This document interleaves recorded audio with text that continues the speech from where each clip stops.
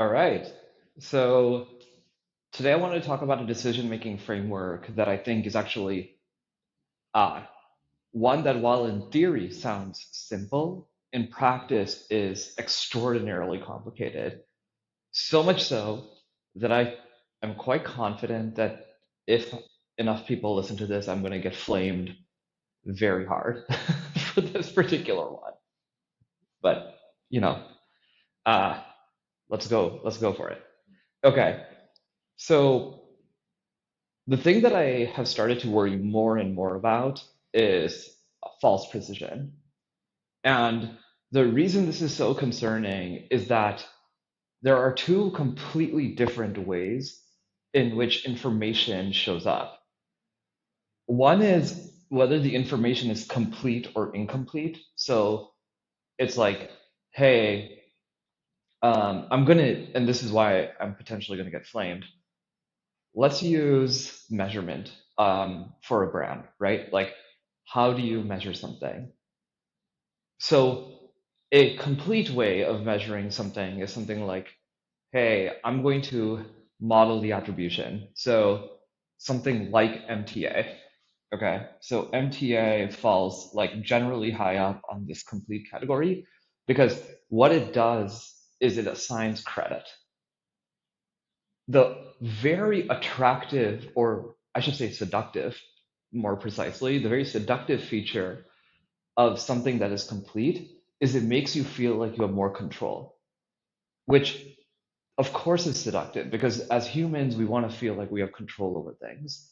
Especially for more senior executives, it is a very common trait that that more senior executives tend to be correlated to people who desire control. And so this completeness of information, though, the problem is that whether or not, like it's precise versus whether or not it's correct has actually almost nothing to do with each other. And in fact, if it's for sure correct, the only way for it to be complete and correct is you wait for long enough that you actually know with certainty that this is actually exactly true, in which case you've waited too long to make a decision. And what ends up happening for most people is they end up in this bucket of false precision, which to me is like largely the big problem with something like MTA, and why in general I tend to be a very strong advocate for incrementality. Now, again, I'm probably going to get flamed for this, but the reason why you have uncertainty on the correctness of your MTA model and why you need to use incrementality to test the correctness of your MTA model is because most MTA models come up with a weighting for the different either channels or ads that you are using. And that weighting, once it's established, is very hard to move. So any incremental activity that you are doing, it is extremely bad at understanding whether or not that incremental activity is actually good. I'll give you like a really simple example. Let's just say that like your model, like you're running three ads, right? One of them has 80% of your budget, and then the other two have 10% of your budget. Over time, like most MPA models, what it will do, because the one that has 80% of your budget is the one that people are seeing the most often, and the entire point of MPA is to assign credit to across everything to see like, hey, what is the influence? The average person is going to see ad one like literally 8 times more often than ad two or ad three, all else equal. And so it should assign more credit to this one, right? And that's probably reasonably correct. The kerfuffle happens when over time you want to like make changes. It becomes extremely difficult to make changes.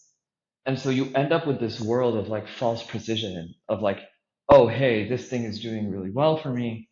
And so I should continue to invest in it. Um, now this sort of like problem with false precision is actually just true in general. Like people in general over extrapolate on data. I'm extremely guilty of this, right? It's like, hey, I observe certain things. Even, actually as directly similar as the example I provided within our marketing, it's like, hey, looks like this particular thing is working really well. Let's do a lot of it.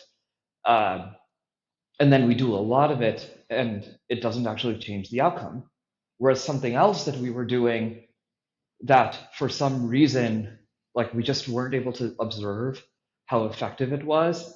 A good recent example is actually AO on our team has been uh, leading with Kat a bunch of the lifecycle marketing that we do.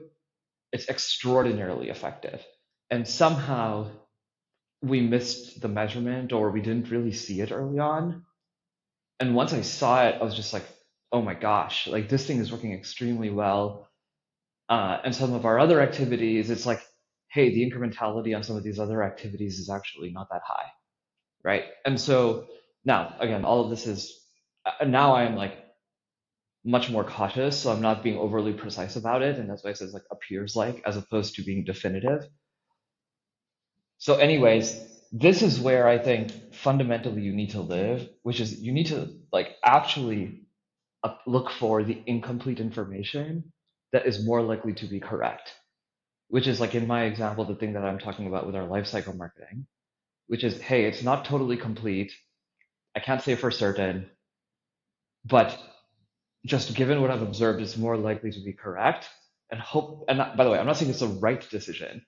I'm just saying I'm hoping that it's a good decision. And then finally, the bucket that, of course, you really don't want to live in is like low information and it is not correct. That, I mean, that's like, that's just like, you're kind of like doing this, putting your finger in the air and like deciding what to do. But anyway, this is something I've been thinking a lot about. And again, the reason why it's so difficult and controversial is the completeness or the certainty tends to be very seductive, but it is really important that actually you think about, hey, why is this level of certainty being applied to the information that I'm looking at? All right, I'll see y'all in the next one.